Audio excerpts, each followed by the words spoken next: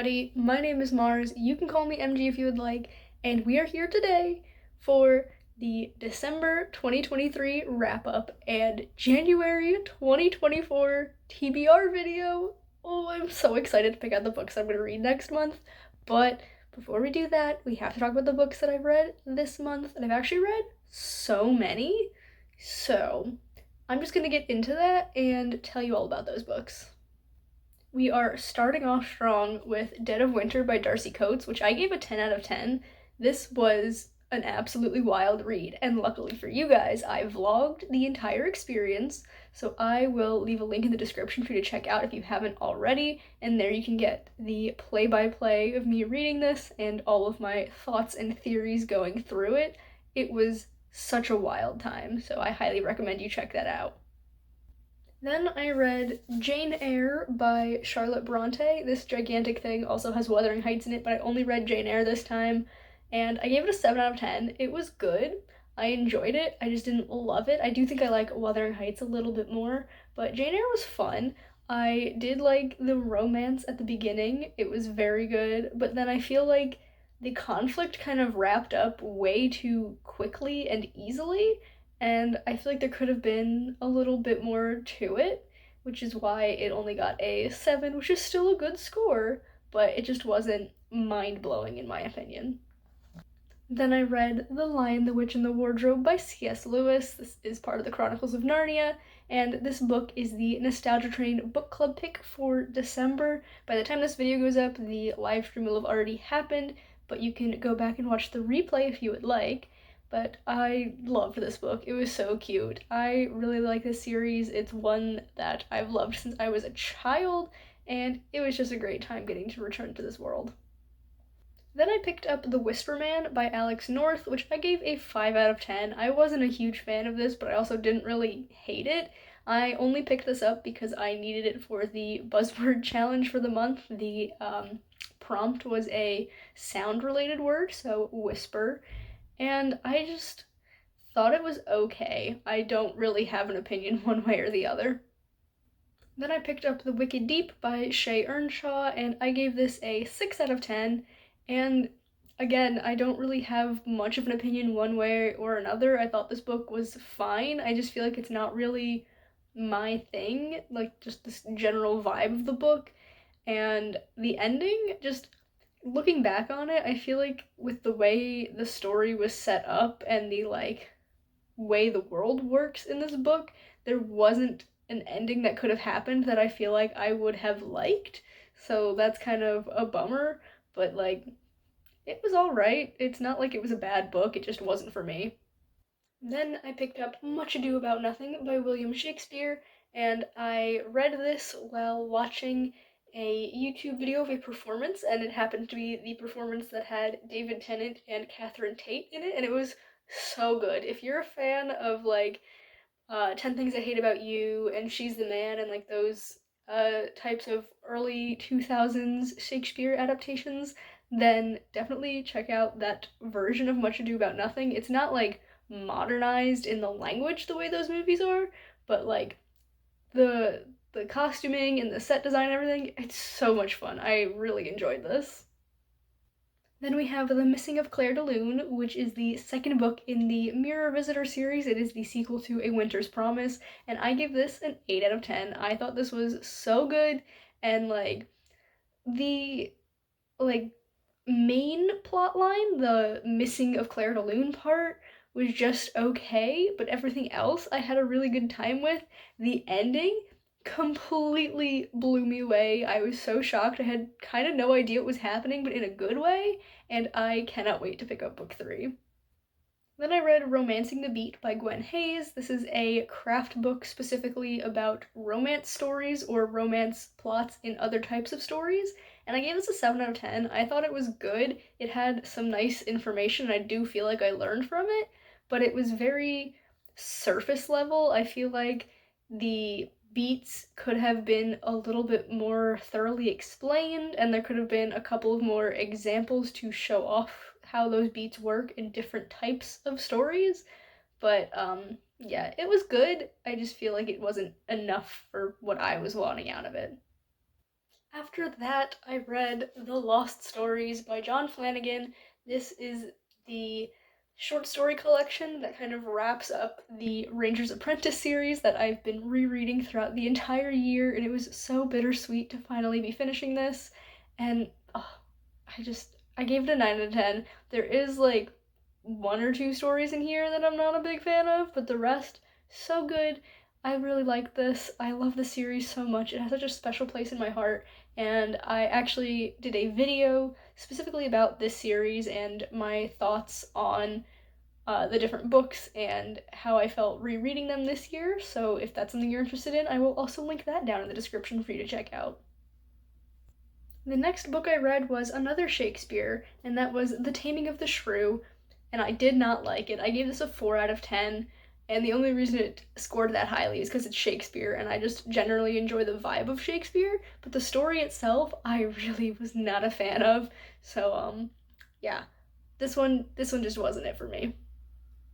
The next book I read was After the King, Stories in Honor of J.R.R. Tolkien, edited by Martin H. Greenberg and an introduction by Jane Yolen, and I gave this a 6 out of 10. I thought that some of the stories in here, because this is a collection of short stories, I think there was 19 of them. Some of the stories I really, really liked, like Trollbridge, which is by Terry Pratchett, and The Fellowship of the Dragon is another really good one. Who was that by? Let me pull up the contents. That was Patricia A. McKillop. There were a couple other ones that I really, really liked, but then there were some that I did not like whatsoever, so kind of a mixed bag, but overall I think I liked more than I disliked from this collection. Then we have a book that I didn't do anything with just in December. I actually started this a couple of months ago and just finished it up in December, and that is Myrtle Volume 1 by G.T. Carver. This is actually a collection of, let me see if I can find one that wouldn't spoil things, logic puzzles. So it's got, it's a murder mystery theme, hence why it's called Myrtle. It's like murder and Wordle, because Wordle was a big thing when this started happening. So you have to figure out who the culprit of the crime was, what they used, and where, and then in some puzzles, the motive. And there's actually like a storyline going throughout, which I did not expect. It was so fun finding that out, and it's much gayer than expected. And I just had a really great time working my way through this. And I recently got my hands on a copy of Volume 2, so I'll be working through that in the beginning of 2024, and I cannot wait. And then the last few things I have to talk to you about are all manga, starting off with Blade of the Immortal by Hiroaki Samura. And this has 31 volumes, and I read all of them. Not 31 volumes this size. Now, this is an omnibus that has the first 3 volumes, so imagine like 10 of these. And you're probably thinking, wow, that's a lot, which is what I thought. And I didn't think I would finish this before the end of the year, but I did because it was so good I could not put it down. And oh, I loved it so much. I think I gave the series overall like an 8 out of 10, so it's not like a favorite, but I enjoyed this so much. It follows an immortal samurai who is helping a young girl get revenge on the people who murdered her family, and I just had a great time reading this. It is very, very dark, so if you don't like gore, don't read this because there's a lot of that. Also, a content warning for sexual violence.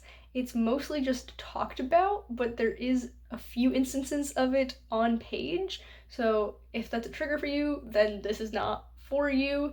I do read a lot of darker things. That stuff doesn't really bother me too much. So this was something that I enjoyed, but I know it's definitely not for everybody.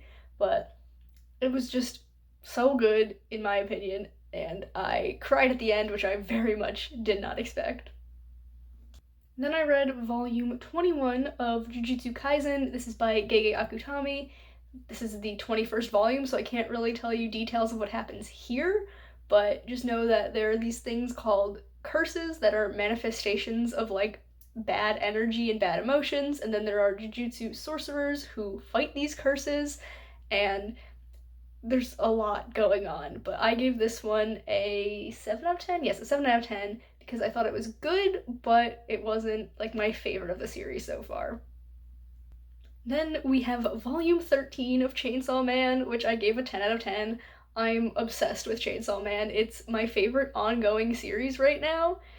This follows Denji, who is half devil, Chainsaw Devil to be exact, and devils are representations of fears, and it's just him on adventures, and the first arc is the first 11 volumes, and then in volume 12, which is the one before this, we get a secondary protagonist, Asa, who is really cool. That's not who's on the cover right now. This is Yuko, and this volume just completely blew me away. It was so good. I was like, holy crap, the entire time, anytime anything happened, and I'm just so excited to continue on with this series.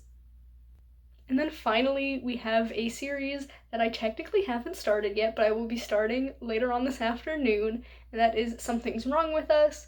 This is a story that follows a girl who runs into someone from her childhood that had some like involvement with like a crime, and like I don't know the details of it, but I do have a few days left in the year, I think like 5 or 6, and there are 16 volumes of this, so I'm like, I can read 16 volumes in 5 or 6 days. This seems like the perfect length of something for me to carry out throughout the rest of the year, and it's just something that I put on my want to read list a while ago, and I'm like, well, if it seemed interesting to me when I had done a little bit of research and knew what it was about, then it's probably still interesting to me, even though I've since forgotten what it's about.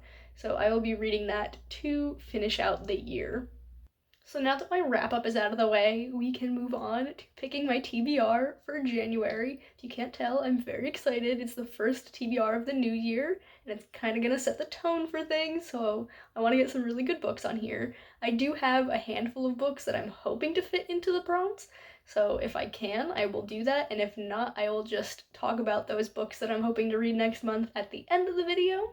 But we've got my deck of cards here. Now, I did change the rules a little bit, and I made a video about that, as if I needed another video to link for you guys, but I will link it down in the description, and I explain the rule changes and which prompts were changed. In that video, I said that I was going to do 4 polls every single month and not like roll a die to see how many, but I am changing that. I'm gonna do 3 instead. I just think it's a nicer number, so I'm gonna give it one more little shuffle. Yeah, sure, we'll go with that.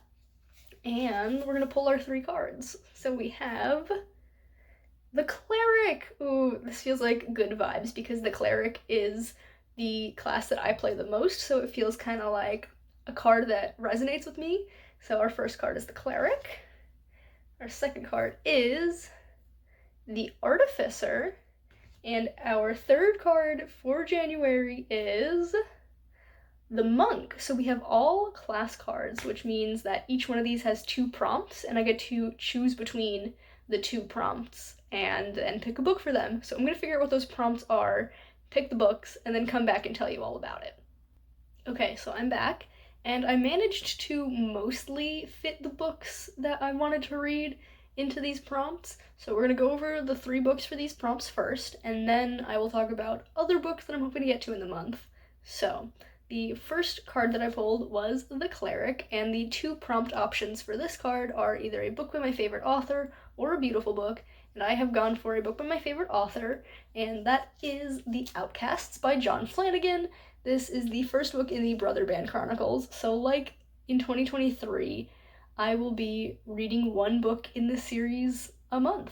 So this is January's book. This series does only have 9 books, so it won't take me throughout the whole year, but that's fine.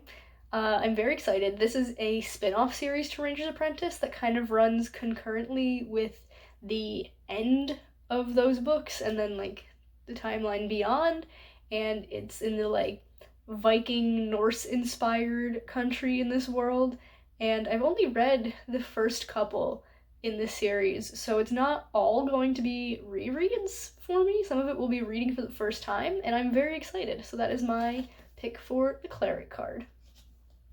Next, we pulled The Artificer, and the two prompt options for this are either a book with magical realism or a steampunk book. And I did check Goodreads, and this book does have the steampunk tag, and I am going with The Memory of Babel by Christelle Dabos. This is book 3 in the Mirror Visitor series, and I don't own it physically, which is why I'm not holding it up for you.